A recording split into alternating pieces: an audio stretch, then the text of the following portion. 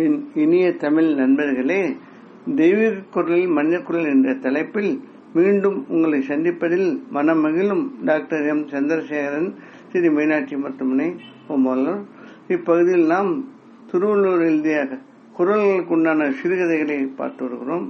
இக்காலம் மனித வாழ்வில் நடைபெறும் அன்றாட நிகழ்வுகளை கதைகளின் பொருள்களாக கொடுத்துள்ளார். திருவள்ளுவர் கருத்துக்கள் இக்காலம் பொருந்தும் என்பதை நாம் உணரலாம். குரலின் கருத்தையும் கதையும் இணைத்து ரசிக்க கேட்டுக்கொள்கிறேன். தற்போது அவர் எழுதிய கொல்லாமை அதிகாரத்தில் 8ஆம் குரல். இது எண்ணிக்கைப்படி 328ஆம் குரல். குரல் என்னவென்றால், நன்றாகும் ஆக்கம் பெரிதினும் சான்றோருக்கு கொன்றாகும் ஆக்கம் கடை. இதன் பொருள் என்னவென்றால், கொலையால் நன்மையாக விளையும் ஆக்கம் பலவாக இருந்தாலும் சான்றோருக்கு கொலையால் வரும் ஆக்கம் மிக இழிவானதாகும். கதையை பார்ப்போம். சூர்யா அசைவ ரெஸ்டாரண்ட் அந்த பெரிய நகரத்தின் பிரபல உணவகம். உரிமையாளர் மாமல்லன். அவரது கல்லூரி படிப்பு முடித்து தொழிலில் இணைந்த மகன் நரசிம்மன் வெகு ஆடம்பரமாக பலமுறை விரும்பி உண்ணும் வண்ணம் இருவரும் சேர்ந்து நடத்தி வருகிறார்கள். பதார்த்தங்கள் 100 கணக்கில் 100 வகைகளில் பல நாட்டு வகைகளில் இருக்கும். ஆடு, மாடு, கோழி, மீன் போன்றவை ஊரின் ஒதுக்குப்புறமாக உள்ள ஒரு கட்டிடத்தில் பராமரிக்கப்பட்டு சுகாதாரமாக வெட்டப்பட்டு டவுனுக்கு பிரத்யேக வண்டியில் வரும். உயிர்கொலை தினம் எவ்வளவு என கணக்கு நிர்ணயம் இல்லை. அது வியாபாரத்தை பொறுத்தது. அன்றாட வியாபாரத்தை பொறுத்து இது மாறுபடுவதால் நூறுக்கணக்கான பணியாளர்கள் வேலை செய்கிறார்கள். வெளி விசேஷங்களுக்கு அருகில் உள்ள வெளி ஊர்களுக்கும் டோர் டெலிவரி உண்டு. மாமல்லன், நரசிம்மன் இருவரும் அசைவ விரும்பிகள். முதலில் இவர்களின் சுவை முடித்த பின் தான் மற்றவர்களுக்கு சப்ளை. மாமல்லன் மனைவி மகாராசி எளிய குடும்பத்தை சேர்ந்தவர். மாமல்லனை மனம் புரிந்த பின் வசதி அவ்வளவா குறைவில்லை அவருக்கு.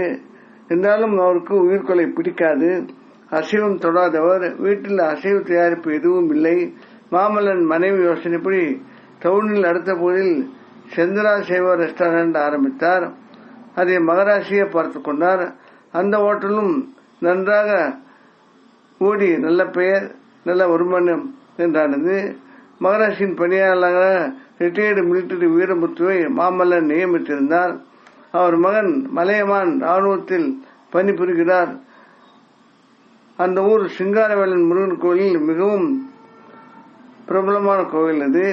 மகராசி தினம் அங்கு சென்று வணங்குவார்.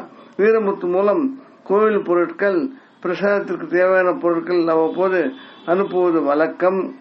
நரசிம்மன் மனைவி லட்சுமி பிரசவத்திற்காக தன் தாய் வீடு சென்றிருந்தார்.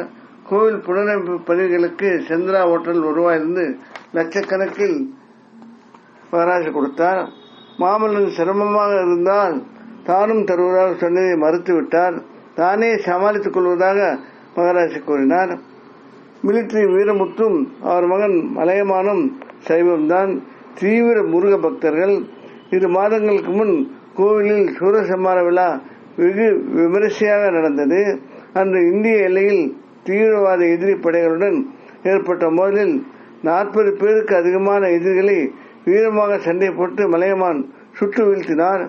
எதிரிகள் பின் வாங்கினர்.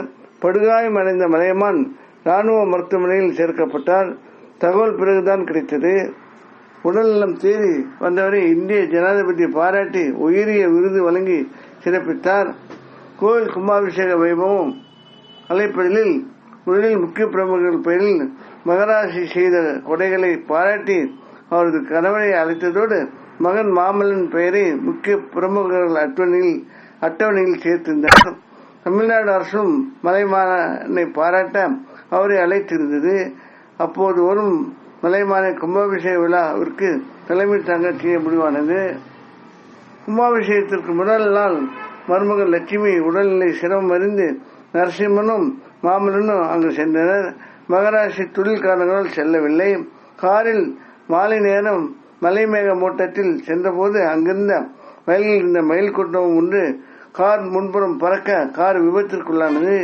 இருவரும் மருத்துவமனையில் சிகிச்சைக்கு சேர்ந்தனர். ஆனால் மறுநாள் கும்பாபிஷேகத்தில் மலையமான் தலைமையில் செயல்கள் நடந்தன. மகராசி கும்பாபிஷேகம் முடிந்தும் மருத்துவமனைக்கு சென்றார்.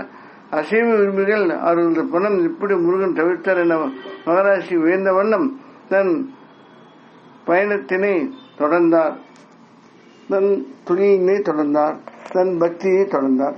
இத்துடன் இக்கதை முடிகிறது.